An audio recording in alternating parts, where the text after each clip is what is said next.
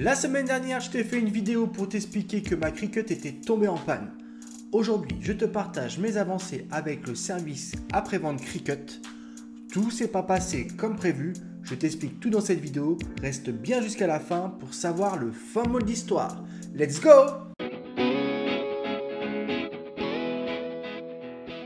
Dans ma vidéo précédente, que tu peux retrouver sur ma chaîne, je t'ai parlé de mon expérience avec le service client Cricut.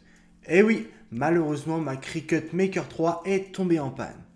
Avec la conseillère avec laquelle on a échangé par Zoom, on a identifié que ma Cricut avait un problème de Bluetooth.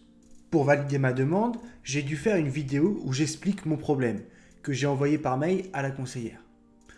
Le Bluetooth étant HS, je pouvais encore utiliser ma Cricut via USB. Enfin, jusqu'à un certain point. Je t'explique. J'ai reçu quelques jours après ma première vidéo publiée, un mail de l'assistante, me spécifiant qu'une nouvelle Cricut était en cours de livraison. Génial!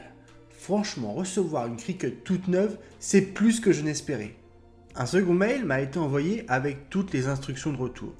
Il fallait que je remballe ma Cricut défaillante et que je contacte DHL. J'avais 30 jours pour qu'ils puissent venir chercher mon colis à mon domicile. Ok, pas de problème. La procédure est bien expliquée. Par contre, si j'ai un conseil à te donner, c'est de bien garder ton carton d'origine. Maintenant, je t'explique ma mauvaise surprise. Dès que j'ai reçu le premier mail, je ne sais pas par quel moyen, mais Cricut a réussi à désactiver à distance ma Cricut. Alors là, j'étais vraiment pas content, car il me restait des projets à finir pour la fin de l'année. Et surtout que la conseillère m'avait bien expliqué que je pouvais encore l'utiliser en USB. Par-dessus marché, je suis allé acheter un câble USB exprès, car je ne trouvais plus celui fourni dans la boîte. Bref, je me suis retrouvé le bec dans l'eau, sans Cricut, en pleine période de création. J'avais plus qu'à espérer recevoir rapidement ma nouvelle Cricut. Heureusement, quelques jours plus tard, j'étais heureux et soulagé de découvrir sur le pas de ma porte un carton Cricut. Ouf!